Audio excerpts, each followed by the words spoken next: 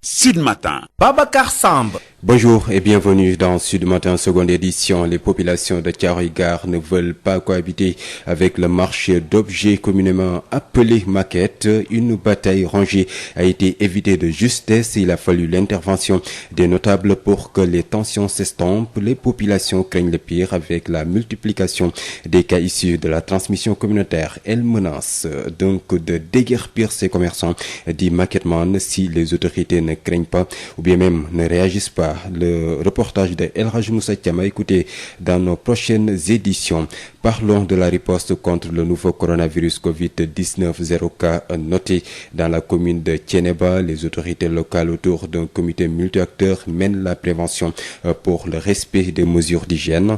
La mairie a déboursé 15 millions du budget en plus des contributions volontaires et des prières du Khalife général de Thiénaba. Les détails avec Babacar Ndao. Dans la commune de Thiénaba, aucun cas de Covid-19 n'a jusqu'ici été enregistré. Cependant, les autorités municipales ne veulent pas rester les bras croisés. C'est une bagatelle de 15 millions qui vient d'être déboursée du budget en plus des 2 millions du maire Talla Diagne sur fonds propres et la contribution des autres acteurs pour prendre les devants. Adama Diop, au nom du comité multi-acteurs de lutte contre le Covid à Thiénaba. Ces lots que vous voyez, c'est la contribution de monsieur le maire Talla Diagne qui s'élève à une valeur de 2 134 000 en produits de détergents, des thermoflash, des gels et des masques à l'encontre de la population. Et comme je l'ai dit, nous nous sommes organisés ici. On a formé un comité de lutte contre le Covid. Déjà, nous avons fait appel. Des gens ont déjà répondu. Il y a aussi des conseillers qui ont, après avoir dégagé une enveloppe de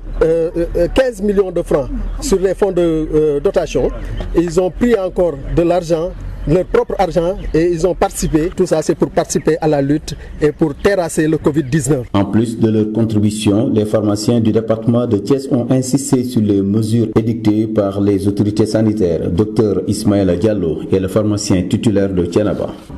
Donc tout un chacun de nous sait que la plupart d'entre nous, il faut que nous sortons pour pouvoir gagner de l'argent. Si aujourd'hui on nous demande vraiment de se confiner, de s'auto-confiner, donc on doit éventuellement penser à l'avenir, mais également penser à mettre en place un dispositif qui va nous permettre de pallier sur ce poids économique-là. Là où nous sommes, vraiment, c'est éviter les rassemblements. Comme l'a bien indiqué le ministre de la Santé et l'ensemble du gouvernement, il faut que nous restions chez nous. Éviter vraiment tout ce qui est contact pour ne pas permettre au virus vraiment de circuler. Le personnel médical de Thiénaba n'est pas en reste côté équipement et dotation en matériel. Au nom des 4 postes de santé de la commune de Thiénaba, l'infirmier chef de poste Hassan John s'est réjoui des efforts consentis dans le cadre de la riposte contre le Covid-19. Babacar Ndao, Thiès, Sud FM. Babacar Ndao, merci à vous. Distribution des vivres, 2775 ménages de la commune de Bignona vont bénéficier des denrées que le gouvernement a prévu d'offrir aux couches les plus vulnérables dans le cadre du programme d'aide alimentaire d'urgence.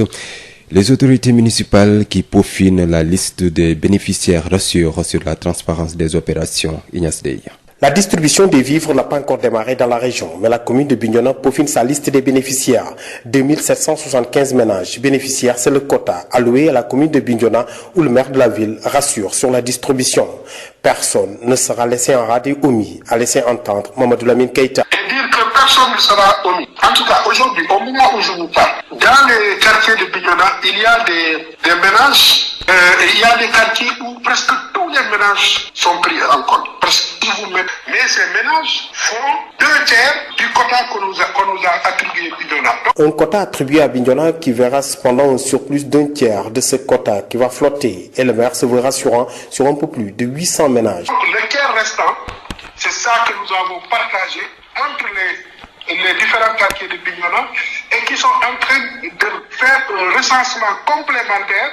des ménages qui ne sont pas sous les RNU pour compléter et stabiliser définitivement la liste du quartier. Des vivres octroyés aux couches vulnérables dans le cadre du programme de résilience et d'appui aux ménages, des vivres attendus impatiemment par certaines populations de la région qui montrent de réels signes de fatigue et qui sont très éprouvés par les dégâts collatéraux du Covid-19. Ziguinchor, Ignace Dey, Sud FM. Ignace, des productions locales de masques, barrières et gel hydroalcoolique contre le coronavirus. Les équipements sont-ils conformes aux exigences requises pour protéger le consommateur? Le Sénégal élabore des normes pour des masques barrières de qualité made in Sénégal aptes à l'emploi et sans danger. Sous peu, un comité d'évaluation de la conformité sera mis en place pour procéder à la vérification. Abdourahmane Dione, le président de l'association sénégalaise de normalisation, interrogé par Ndeye Khady Diop. Au niveau de l'association sénégalaise de normalisation, nous avons démarré très tôt un travail allant dans le sens d'encadrer un peu la production de gel hydroalcoolique, mais également de masques, dans le cadre de la prévention de la propagation du Covid-19. Ces deux produits occupent une place importante dans la prévention et c'est pourquoi nous avons voulu en tout cas mettre à la disposition des acteurs des spécifications techniques à même de garantir leur qualité et leur aptitude à l'emploi, mais également l'absence de danger lié à leur utilisation par les Sénégalais. C'est dans ce sens donc que nous avons lancé le développement de normes sur ces deux produits. Alors, nous avons une norme africaine déjà qui était en préparation depuis l'année dernière et que nous avons adoptée au niveau national. Donc nous avons là une norme nationale qui spécifie les caractéristiques des gels hydroalcooliques qui sont à même d'éliminer les micro-organismes, notamment les virus. En ce moment, nous sommes en train de finaliser la norme pour les masques qui définit un peu les spécifications minimales pour des masques qui ne sont pas destinés au personnel soignant, mais des masques que les artisans, par exemple, peuvent fabriquer, des masques que ceux qui ont l'équipement nécessaire minimal peuvent fabriquer même chez eux. Pour les gels également, nous avons la norme. Les prochaines étapes, ce seront de mettre en place un système d'évaluation de la conformité. Nous avons donc en charge la marque nationale de certification de conformité aux normes du Sénégal, la marque NS Qualité Sénégal. Et dans l'esprit de cette marque, en respect des règles de cette marque, nous avons un règlement particulier de certification pour les gels hydroalcooliques, mais également un règlement de certification pour les masques barrières selon la norme sénégalaise. Ce qui veut dire que dans les prochains jours, nous serons à même, avec le soutien du ministère de l'Industrie, mais également en collaboration avec le ministère de la Santé et du Commerce, nous aurons un système en place pour pouvoir garantir la qualité, la conformité aux normes de ces deux produits-là. Alerte dans le sud du pays, des comprimés supposés multivitamines remis aux filles vendeuses de bananes par des Sud-Coréens en service humanitaire à Sédhiou depuis quelques années. Le contexte actuel de prévalence de coronavirus a alerté ces filles qui n'ont pas consommé le produit mais ont porté l'affaire à la police et aux structures de santé. Le médecin-chef du district sanitaire de Sédhiou, le docteur Diabel Dramé, exhorte à plus de vigilance et rassure de l'analyse de ces comprimés en laboratoire pour en savoir davantage. Ces propos sont recueillis par Moussa Dramé. Il nous a été signalé hier en fin de matinée que des agents d'origine asiatique, ils sont là depuis pas mal de temps et qui se sont dotés en tout cas de ces produits. Donc avaient remis des sachets de médicaments à des jeunes filles qui vendaient des bananes. Nos équipes sont déployés sur le terrain pour interroger les parents des enfants qui avaient reçu ce produit. Fort heureusement que en fait c'était des produits qu'ils ne connaissaient pas et qu'ils ont dû remettre à leur maman qui s'en ont ouvert en tout cas au district. On a essayé de faire des investigations pour voir l'origine de ce produit et je pense qu'actuellement, même la police s'est saisie de l'enquête pour voir quelle est la nature de ces produits. Donc, a priori, ce seraient des produits naturels d'origine asiatique,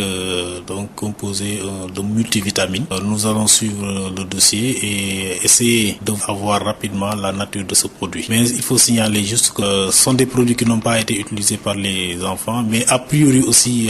on se veut être optimiste, mais tout en étant vigilant. Et c'est assez salutaire aussi de voir que les parents sont très regardants concernant ces actes. C'est un contexte, comme je disais tout à l'heure, qui est assez particulier. Et on appelle à la vigilance de tout un chacun, surtout des parents. Proposition du ministre de l'Éducation nationale pour un enseignement à distance. Le QCM Authentique montre son désaccord et fait une contre-proposition consistant à reprendre les cours pour les élèves en classe d'examen avec un éclatement de leur nombre et donc de l'effectif et un respect strict des mesures barrières. Dame Mbodj, secrétaire général du CUSEMS authentique, au micro de Birama Ndiaye. Nous avons écouté les propositions faites par le ministre de l'Éducation nationale pour l'essentiel lié au téléenseignement, c'est-à-dire d'envoyer des exercices, envoyer des cours photocopiés, utiliser les télévisions à travers la TNT et utiliser également les ressources numériques du ministère de l'Éducation nationale à travers le CIMEN. Donc pour l'essentiel, le ministère de l'Éducation nationale propose un enseignement à distance pour récupérer l'année. Nous pensons que ça, ce n'est pas une proposition sérieuse, ce n'est pas une proposition pertinente parce que le Sénégal n'a pas encore atteint ce niveau de développement avec tous les paramètres que nous ne maîtrisons pas liés à cette affaire. C'est pourquoi nous, le CUSEMS authentique, nous proposons une alternative en présentiel avec le retour de tous les élèves en classe d'examen, mais que les élèves en classe préparatoire continuent de rester chez eux, mais que les classes d'examen soient éclatées et qu'au niveau de chaque établissement, pour l'élémentaire, les classes de CM2, pour le moyen, les classes de 3e, pour le secondaire, les classes de terminale, qu'on éclate les élèves en petits groupes et que tous les autres enseignants qui avaient des niveaux préparatoires puissent avoir de petits groupes dans leur classe et ensemble, sous la supervision donc des titulaires, qu'on puisse avoir donc un bon déroulement des enseignements, apprentissage en respectant les mesures barrières, en respectant donc que chaque enseignant puisse porter son masque et qu'on puisse vraiment prendre toutes les dispositions pour les mesures d'hygiène et éviter avec la police interne au niveau de l'établissement, d'éviter donc toute forme de rassemblement et que les élèves se dispersent dès après la fin de leur cours. Donc nous considérons que ce sont ces mesures-là qui sont plus pertinentes et nous voulons que le peuple sénégalais arbitre parce que ces propositions du ministère de l'Éducation nationale sont catastrophiques. C'est des propositions qui ne sont pas viables parce que n'étant pas à phase avec nos réalités socio-culturelles. Sud Matin, l'invité du jour. Il s'agit de Mignane Diouf, donc coordonnateur du Forum social Sénégal, qui va revenir donc sur l'annulation de la dette des pays africains. Donc après l'appel de Dakar lancé par le président Macky Sall en ce sens, le président français Emmanuel Macron appuie la proposition lors de son discours de ce lundi 13 avril. Cette solution est l'une des plus idéales pour aider les pays africains à faire face à la crise économique causée par le nouveau coronavirus Covid-19, estime en tout cas Mignane Diouf, coordonnateur du Forum social Sénégal, qui plaide pour l'organisation de la grande conférence panafricaine pour l'annulation de la dette à Dakar. Voici Mignane Diouf avec Amadou Moustapha Dian. Mignane Diouf, bonjour. Bonjour. Vous êtes le coordonnateur du Forum social Sénégal. Oui. Alors aujourd'hui donc on a vu le président Macron parler donc en fait de cet appel par rapport donc à l'annulation de la dette, un appel qui a été déjà lancé par le président Macky Sall. Ensuite il y a le pape François lors donc du week-end pascal qui a aussi donc abondé dans ce sens-là. Alors qu'est-ce que vous en pensez en tant que donc mouvement intermondialiste? Est-il temps maintenant avec le coronavirus d'annuler carrément la dette des pays africains? Oui, je vous remercie. Je voudrais rappeler que dès la première semaine de la déclaration de l'épidémie, de la crise comme épidémie par l'OMS, le mouvement altermondialiste dont nous sommes membres a sorti une déclaration pour dire, parmi les premières mesures à prendre au niveau de la gouvernance globale du monde, c'est de procéder rapidement à une réflexion pour annuler la dette des pays du tiers-monde, tout entier, tous les pays du tiers-monde, pour réaffecter ces sommes, ces montants dans la gestion sanitaire et dans la gestion sociale de cette épidémie qui pourrait perdurer et qui pourrait en même temps déstructurer l'ensemble des prévisions de tous les pays africains. Je prends un exemple. Le Nigeria, le géant de l'Afrique de l'Ouest ou de l'Afrique, qui avait fait adopter un budget à l'Assemblée nationale basé sur essentiellement le coût du pétrole dont il est producteur. Mais subitement, le pétrole a chuté et l'épidémie est arrivée. Et le Nigeria donc était obligé de voir comment régler la prise en charge sanitaire de cette épidémie et comment aussi rééquilibrer les prévisions qui étaient faites sur le coût du pétrole qu'il devrait vendre. Mais si pour ce pays-là, on ne pense pas à lui donner le moyen de restructurer son économie, de son budget par une annulation ou un rééchelonnement des dettes, c'est évident qu'il va forcément vers des situations impossibles et difficiles qui pourraient être de l'implosion. Donc, nous sommes parmi les premières organisations qui ont eu à faire des propositions au gouvernement du Sénégal. C'est vrai que cette note, sans doute, n'a pas été publiée parce que c'était une note de proposition interne au gouvernement sénégalais et africain en général. Mais nous disions, 1, il faut annuler la dette. 2, il faut vite convoquer des sessions parlementaires pour réviser les budgets. Il faut imposer aux partenaires économiques et financiers, aux partenaires techniques et financiers, qu'ils acceptent que les montants de coopération bilatérale et multilatérale qu'ils avaient prévus comme appui budgétaire soient orientés dans la gestion de la pandémie, la gestion sociale. C'est ce que nous sommes en train de voir aujourd'hui dans la distribution des vivres, des kits alimentaires, la gestion sanitaire avec un relèvement du plateau médical, etc. Si on ne le fait pas, forcément dans 3, 4, 5 mois au plus tard,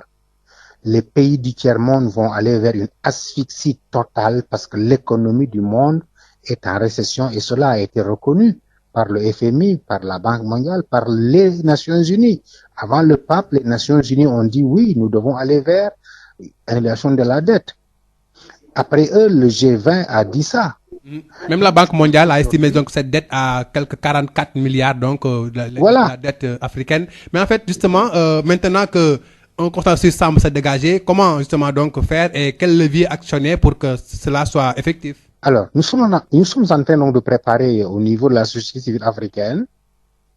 une pétition qui nous permettra de reconvoquer à Dakar la deuxième conférence panafricaine internationale pour l'annulation de la dette des pays du tiers-monde. Vous vous rappelez que la première était tenue à Dakar en 2000. Et c'est le président Abdoulaye Wade qui en avait un peu dirigé l'ouverture des travaux, etc. Nous sommes donc en train de lancer cette dynamique et on voit aussi qu'en même temps, des partis politiques, des mouvements politiques sont en train de soutenir aussi la déclaration du président Macky Sall qui s'appelle l'appel de Dakar, qui est venu nous conforter dans les propositions que nous lui avions transmises à l'interne d'une gouvernance. Donc, dans la stratégie, il faut vite que tous les pays africains s'accordent qu'il faut réclamer une annulation. Pour cela, il faut un lead. Il faut un lead et il faut donc un document de départ. Je crois que l'appel de Dakar peut être consacré comme un document de départ. Il faut un lead. Je crois que le leadership du président Sall qui a lancé cette initiative,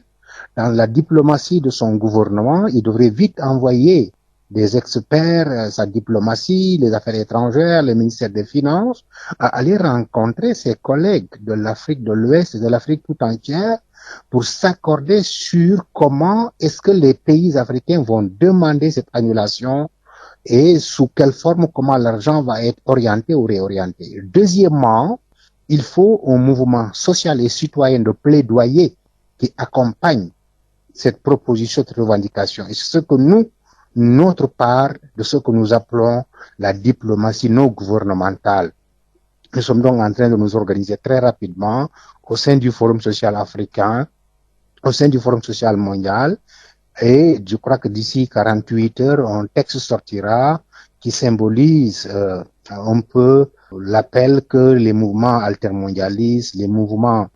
sociaux sont en train de faire pour que les jonctions possibles puissent être faites entre la diplomatie gouvernementale qui doit être lancée, la diplomatie non gouvernementale sous base de revendications, de lobbying et de plaidoyer des mouvements sociaux pour que les institutions financières internationales acceptent de s'asseoir avec nos États et qu'ils puissent s'accorder sur une formule d'annulation avec des conditions sociales, mais en s'assurant que ces montants aussi vont être orientés dans la prise en charge de l'économie qui déjà est en faillite. Mignane Diouf, je vous remercie. Je rappelle que vous êtes le coordonnateur du Forum social Sénégal. C'est moi qui vous remercie. À l'instant, Mignane Diouf, coordonnateur du Forum social sénégalais, puis retenez que le président Macron va aussi dans le sens de plusieurs institutions financières internationales comme les FMI et la Banque mondiale qui réclament depuis la mi-mars des annulations de dettes ou des rééchelonnements pour les pays africains. Alors que la pandémie de coronavirus menace, la question doit être débattue cette semaine par les pays du G20 en marge de la réunion de printemps du Fonds monétaire international. Justement, le FMI a approuvé 442 millions de dollars d'aide au Sénégal dans sa lutte contre l'épidémie de coronavirus. C'est la fin de cette édition d'information. El Hadji Maodo Faye s'installe pour le journal. Sud Matin. Maodo Faye. mbokk yam ngeen jaajëf ci ànd ngeen ànd ak seen rajo juróom-ñetti waxtu mooy door a jot nu dooraat xabaar yi doore ko ci askan wi nekk fële ci caaro yi ne daal ñoom maquette ba marché bi nga xam ne dafa nekk foofule daal marché boobu nga xam ne daanaka lu ne lañ fay jaay nit ñi di fa raj loo bëggunuñ ko daal ne kon tuuteetee kon sax xeex bu méttee métti am fa su fekkonte ne kilifa yu jóguñu daal wax ci kon mbir mi dana tar lool askan wa nag dañuy ragal fi mu toll ni mbir yi gën a tar lool ci jamono yi nga xam ne ci la ñu toll El Hadji Moussa Thiam. nees tuuti jàppante am diggante ñi nga xam ne nag ñoo yeewoo foofee ca marché Thiaro yi ñu naan ko maquette ak jaaykatu portable yi ak yeneen i jumtukaay yi nga xam ni ñoo nekk foofee askan bu yeewoo nag ci pegg marché maquette boobee bañ nañ ñàkk ni daal ñooñee nga xam ne ñooy jaaykat yi nga xam ne ñoo ne daaxee ci yeneen i bërëb yu ñoo daal di lal di gën a yokk attroupement foofee si seen i buntu kër ak jamono ji nga xam ne nag wàllaate ci contamination communautaire Covid kii bi daal daa gaaw lool Libaas Diagne kenn la ci ñoom. ñëpp dañ ko dindi woon dëgër piir ko ñu war leen reloger ñoom ñëpp ci biir camp bi ci biir projet bi dafa am tali bu war a jaar fii le maire ak ay entrepreneurs fexe na ba defaat fii marché def fii ay table ay kenn xamul suñuy vie ak suñuy dundu njaboot moo menacé. lu weesu nag li nga xam ne moo jëm ci wàllu wàllaate gi ci feebar bi di Covid 19 marché bi indil na leen yeneen i jafe-jafe. même bu ñu génnee ci cadre feebar bi ñuy wax mais chaque jour fii ay receleurs ñoo fiy nekk du matin au soir fajar gi doo génnee 4 heures du matin fekk ñu taxaw fii di jënd alalu sàcc ñoom dañuy sàcc loo xale yi ñi fiy jaay gens bi ñu ngi fii ñuy jaay yamba bi pickpocket yi fii day fees dell même à pied da ngay am jafe-jafe sax jaar fii dugg sa biir kër. Montide autorité administrative bi jëloon na dogal pour toxal ñooñee nga xam ni ñooy jaay foofee ci maquette bi waaye nag mel na ni daal ñi nga xam ni ñoo di mairie bi daal ñoo leen di jox doole pour ñu taxaw fa ngir rek mën a jël ci ñoom recette ci kàddu yu tukkee ci El Hadji Xaar Gueye bi nga xam ni moo di chef de village bi Thiaroye Gare. li ma gis fii bombe à retardement la te dina am li ma lay wax lu leer boo leen seetee ñoom ñëpp ku fi dëkk amu fi ñoom ñëpp dañuy xëy ut si fii comporte bi ñuy comporte fii ñëpp xam nañu aussi au vu de tout le monde tàmbalee dagg ka teg dañ leen war a dégër piir moom su fekkente ne xaalis moo ko gënal bakkanam wala bakkanu nit ñi loolu c'est inadmissible rafetul. jamono ji nag askan boobee di yeew foofu nag ñoo ngi menacé ni daal dinañ fa déggati ñooñee nga xam ni ñoo di marchand yooyu nga xam ni ñoo fa ne te jàpp nañ ni ñooñee nag indi nañ leen gàllankoor yu bëri lu jëm si seen wàllu dund rawatina nag jamono ji nga xam ni wàllaate ci Covid 21 bi daa yomb lool El Hadji Moussa Thiam lu jox xibaar yi fii ci Thiaroye Gare pour rajo Sud FM. El Hadji Moussa ñu ngi lay jaajëfal bu baax a baax li aju yi tamit ca Thiénaba foofa daanaka amaguñu kenn daal koo xam ne kii wopp ji dal na la foofule kilifa yi fa nekk nag daal di autorités yi ñoom taxaw nañ temb daal ngir ñaax askan wa ci aaru ak itam weg itam lépp loo xam ne aju na ci wàllu cet daal ba loolu itam bañ faa tabbi maire ba nag génnee na lu tollu fukki million ak juróom ca budget ba ngir ñu taxaw loolu Babacar Ndaw naam nemmeekoo bu ñu benn kaaw pour Covid-19 ci commune bu Thiénaba askan ba ñu ngi wéy di ñaan waaye it fàggandiku loolu nag ki ci jiitu mooy jaraafu dëkk bi moom ci boppam jël fukki million ak juróom ci budget bi ñaari million kopparam waaye it conseil ku ci ne mu ni làmbal poos yemuñu ci képp kuy doomu Thiénaba ñu taxal benn commission ñu dugal seen loxo ngir daal fàggandiku ñu yóbbu ko ci population bi noonu ma ko defee it ni la ko ñeneen defee jàppale nu pour man koo jox population bi vraiment ñu xeex feebar bi nga xam ne moo lëmbi àddina si. dama jóob yor kaddu conseil municipal bu Thiénaba. ñu dégager aussi une enveloppe de 15 millions de francs conseil moom la ñu dégager pour ni dañ ko bëgg a jëndee dund jàppale ko askan bi mais ci biir aussi conseil yi ñoom it génnewaat nañ seen poche bopp def ay participation yoo xamante ni jox nañ ko d'une valeur de 300 000 jox ko monsieur le maire. ndax ku sañoon tey yow rek war nga mën a ki nga dëkkal te nga xam ne wax dëgg yàlla néew na doole yow war nga mën a yëkkati di ko jox te xëy na sax amaana yaa ngi koy def mais suñu boolee suñu doole nii ba mbir mi mat dara ñu jël ko jébbal ko ñooñu je crois que ne dina doon loo xamante ni lu am solo lay doon. yem ñi si bokk na si ñeneen ñi nga xamante ni dañ ci dugal seen loxo bu baax mooy waa kër docteur ba tax na mbootaayu pharmacien yi nekk si département bu Thiès dugal seen loxo seen ndaw bi leen toogal si Thiénaba docteur docteur Ismaïla Diallo di ñaaxaat askan wi ñu gën a faggandiku. dénkaan bi toujours moom mooy ñu moytandikoo mooy moytu rassemblement yi surtout moom moo ci ëpp solo moment bi parce que xam nañ ne dañu war a raxasu xam nañ ne dañoo war a fu ñuy sëqat ni ñuy sëqatee mais fu mu toll nii xeex bi ñu war a xeex mooy fexe ba jotaay yi comme yi ñu moytandikoo ko lu mu gën a bari li gën a am solo vraiment mooy toogaay ci kër yi. jamono si jumtukaay yooyu am na loo xam ne ñeenti poste de santé yi nekk si biir commune bu Thiénaba la ñu jox matériel ngir ñu jël seen ay matuwaay ba tax na ki wax si seen tur infirmier chef de poste bu Thiénaba Assane Dione ñaax na ñi nga xam ne ñooy askan yi ñu gën a sàmmanteeg li leen waa kër docteur sant mooy seet waaye te jël seen ay matuwaay Babacar Ndaw Thiès Sud FM. Babacar ñu ngi lay jaajëfal bu baax a baax ñaari téeméer ak juróom-ñaar fukk ak maanaam ñaari junni ak juróom-ñaar téeméer ak juróom-ñaar fukk ak juróom ci ay kër yoo xam ne yi ca Bignona foofu war nañoo mën a jëfandikoo wala boog ñi ngi xaar am lépp loo xam ne aju na ci wàllu séddale bi ñuy séddale wàllu dudd gi ngir jàppale ko askan wi ñaari junni ak juróom-ñaari téeméer ak juróom-ñaar fukk ak juróom ci ay kër kilifa yi nag taxaw nañ temm daal ngir xool mbir mi nu ñu koy taxawale Ignace Ndeye. séddale dund bi tàmbaleegul fii ci diwaanu Ziguinchor waaye ay communes yu ci mel ni Bignona ñu ngi taxaw temm di defal seen liste di bénéficiaire toll nañu ñaari junni ak juróom-ñaar téeméer ak juróom-ñaar fukk ak juróomi ménage mooy quota bu ñu jagleel commune Bignona maire Bignona bi jàpp ni distribution bi dinañ ko amal ci anam yu jaax yoon ñépp ñi war a am dinañu am naka la ko Mamadou Lamine Keita daal di xamle. commune de Bignona total ménage yu war a am mu ngi toll si 2775 ménages ñoo war a am ci 2775 ménages yooyu ñi nga xam ni ñu ngi déjà ci registre bi ñu ngi toll si 1927 ménages ñoo nekkagum ci registre bi ñooñu man door enquête waat c'est-à-dire quartier yi kenn ku ne xam nga ni fa nekk déjà ci sama registre ñooñu boole na ñooñu seen bos féetee na boor jarul ñu enquête waat. quota bi ñu jagleel Bignona dina am benn ceex bi nga xamante ni dina ci ëpp di flotter ba tax na maire bi mu ngi dalal xel yi jàpp ni juróom ñetti téeméer yi ay ménage dinañ leen recenser waat pour xam ñan la ñu mun leen jagleel li nga xamante ni mooy dund gi. mu des 848 ménages yi ñu war a yokk ci ñi nekk ci registre bi pour ñu matal 848 yooyu la jël ci ni commune yi quartier yi toll quartier bu ne ma ne leen léegi da ngeen di recenser waat nangam ménage yokk ko ci seen ménage yi nekk ci registre bi mu nekk quota quartier. ay vivres yu ñu jagleel ñenn ñu am jafe-jafe bokk ci programme résilience bi nga xamante ni nguur gi daf ko taxawal pour dimbale yenn ci ménage yi di ay dund yi nga xamante ni ñenn ci askan bi fii yàqamti nañu loolu ñoom ñi nga xamante ni tàmbali nañu wone ay signe fatigue ñoom ñi sonn loolu ci jafe-jafe yu bàyyeekoo ci feebar bi di Covid-19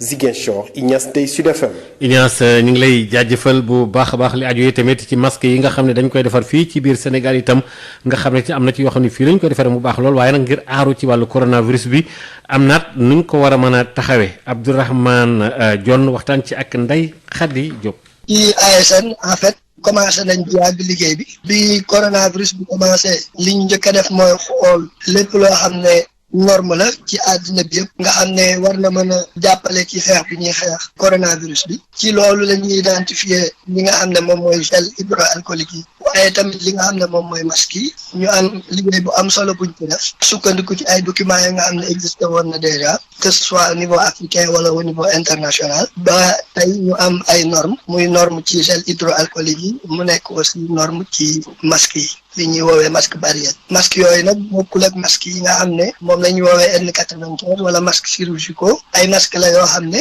war nañ ko mën a produire de manière artisanale c'est-à-dire soxlawul industrie bu mag pour def masque yooyu noonu ginnaaw bi ñu amee norme bi ba pare étape bi ci topp moom mooy saytu qualité wu li ñuy produire ndax respecté na norme yi am déet balaa ñu koy dugal ci marché bi loolu nag liggéey la boo xam ne ñi ngi ci ànd ak suñu ministre de l'industrie waaye tamit di ko liggéey ak yeneen ministre concerné yi ministre du commerce waaye tamit ministère de la santé ba fi mu toll nii am nañ benn schéma en tout cas am nañ infrastructure bi pour def li ñuy woowee certification de conformité aux normes ndaxte ASN umpula woo leen ne moom mooy gérer li ñuy woowee certification de conformité aux normes ci marque bi nga xam ne mooy marque Sénégal marque NS tey ci muy masque yi muy gel hydroalcoolique yi am nañ règlement yi ñu war a permettre ñu saytu yi nga xam ne moom lañ produire fii ci Sénégal ba tax na fan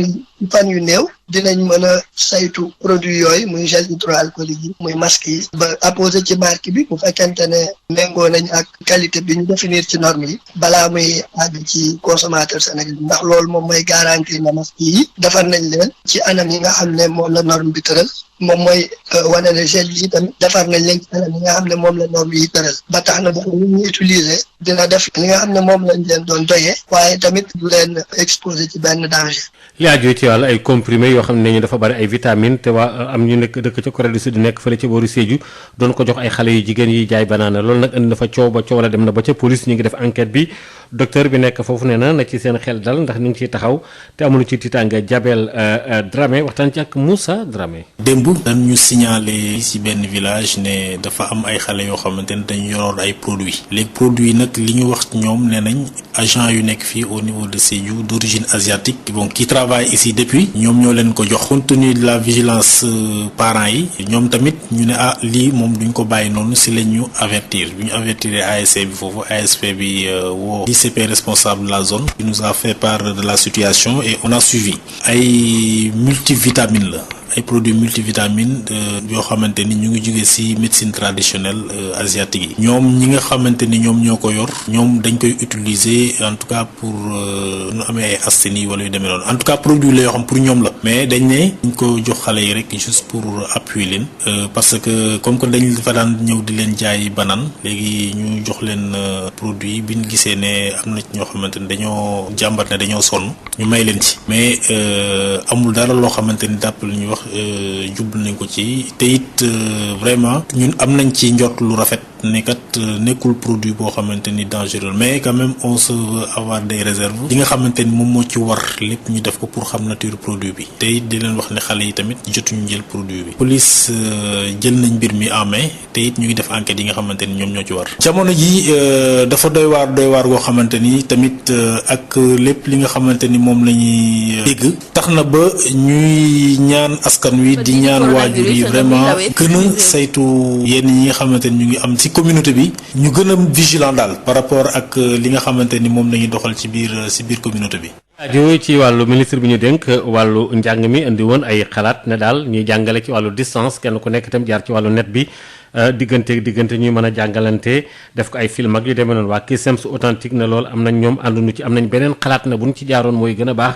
mooy ñi nga xam dañoo nekk classe d'examen man ñu war a am def jongante ren ci wàllu njàng mi ñu woo leen di leen jàngal jël ay matuwaay xool nu leen di gën a yaatale daal Dame Mbodj bu Cusems si jokkoo ci ak Birama Ndiaye. waaw ñun déglu nañ li nga xam ne moom le ministre de l'éducation nationale proposé pour matuwaay yéen war a jël pour xeex feebar bi ba noppi moo bañ a yàq sunu école bi ren pour que ñu bañ a am année blanche loolu dégg nañ li mu wax mais li ñu dégg wax dëgg yàlla doyul suñu xel parce que bu ñu demee bañ ne léegi cours yi dañ koy photocopier dañuy jàng ci ay télévision ak lépp jafe-jafe yi ci nekk yëpp dañuy jàng ci ay internet yooyu yëpp jàpp nañ ni ay xeeti proposition la yoo xam ne ku xam Sénégal du ko proposé kon li ñu jàpp mooy loolu mënu la nekk fii ci sunu réew parce que Sénégal àggagul foofu kon nag ñun waa Cusems authentique ñun li ñuy proposé mooy contrairement ak ñoom li ñuy wax mooy xale yi toog ca seen kër jàngalekat toog seen kër ñuy ku ci nekk di jokkalante ak sa morom pour ñu mën a jàng kooku jàpp nañ ni loolu mënu la ne li mën a ne mooy ñu daal di bàyyi xale yi nga xam ne ñi ngi nekk ci classe yi nga xam defuñu examen ñu kon ne toog seen kër ñi nga xam ne ñoo am seen examen ci daara yu lalu yi ñuy CM2 yi ci daara yu dugg doom yi muy troisième yi ci daara yu kawe yi muy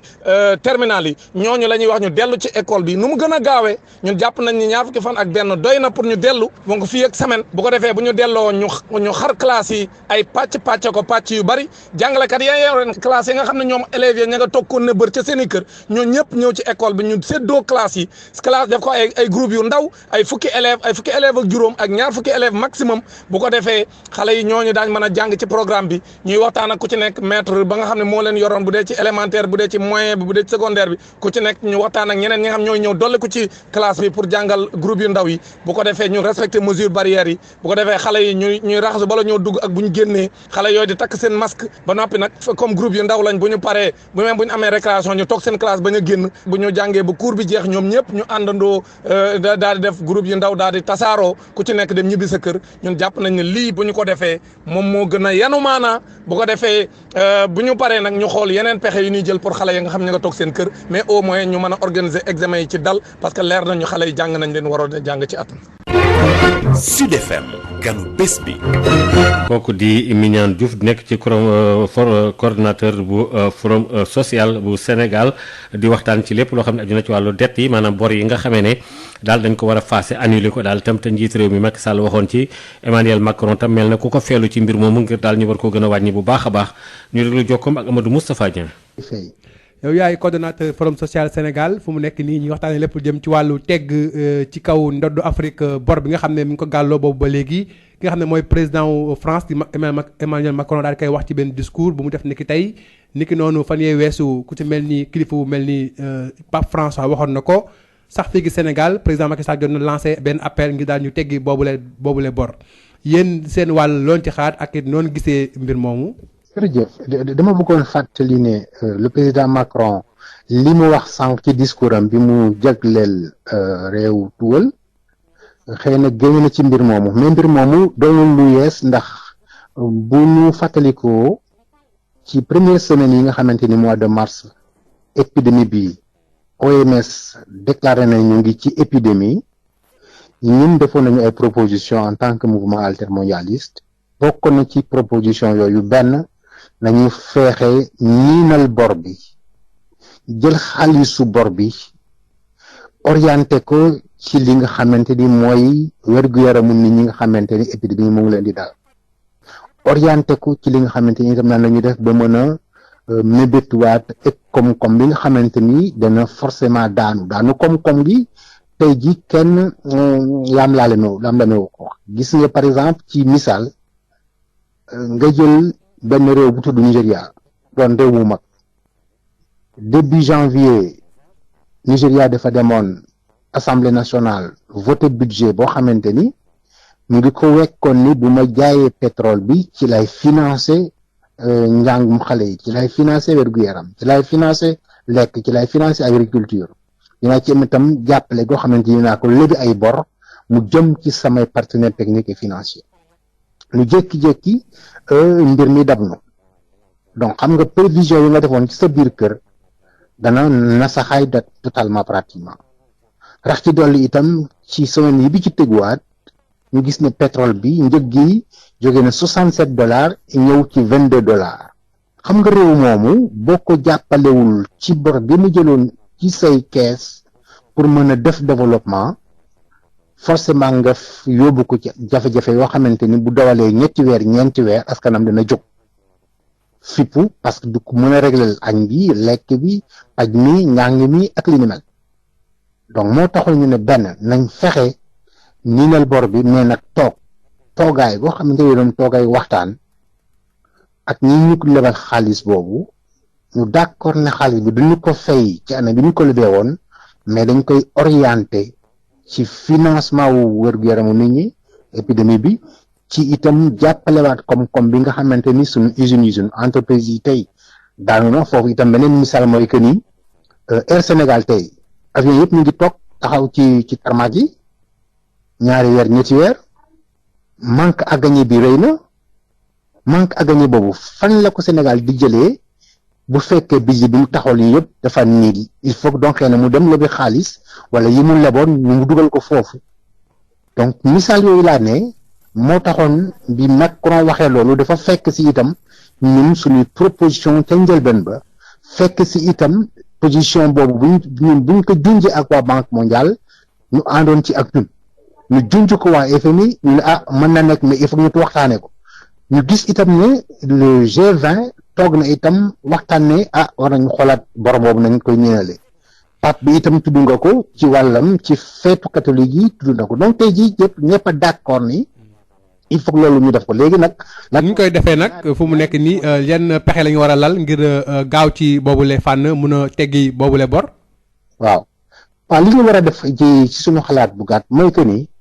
ndegam am na benn document bu ñu woowee appel de Dakar bu président bu Sénégal def nañ jël appel boobu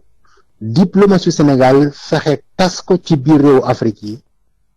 ñi ci d'accord yëpp andi ne appel boobu kat ñun itam engagé nañu bu boobaa diplomatie bi africains yi yëpp ñooy ànd dem ci seen partenaires yi toog ak FMI ak Banque mondiale xamal ko ni bor bi dañ ko war a niel mais nañ ci toog beneen bi itam mooy que ni les mouvements sociaux les mouvements altermondialistes le comité africain annulation de la dette des pays du tiers-monde li ñu bokk ñun nañ fexe itam def seen liggéey li ñuy woowee diplomatie non gouvernementale sukkandiko ci plaidoyer sukkandiko ci wone ñu jël xaalis boobu niinal ko ci bor mi mais dugal ko ci paj dugal ko ci koom-koom dugal ko ci njàng dugal ko ci mbéy